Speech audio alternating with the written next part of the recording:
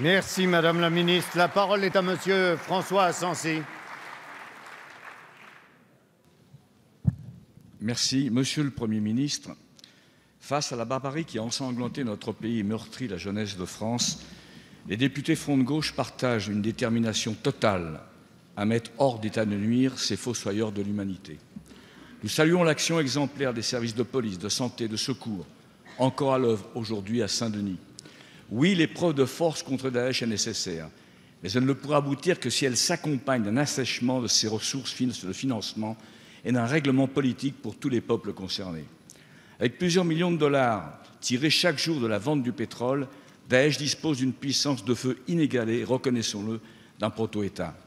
Il y a déjà un an, l'ambassadrice de l'Union européenne en Irak affirmait qu'une partie de ce pétrole transitait par la Turquie était acheté en bout de course par certains États européens.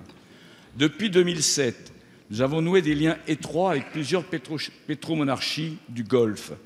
Ce choix est-il conforme à l'intérêt de la France et à la sécurité de nos concitoyens? Plusieurs de ces pays, au premier rang desquels le Qatar et l'Arabie saoudite, sont mis en cause dans leur implication dans le financement du terrorisme.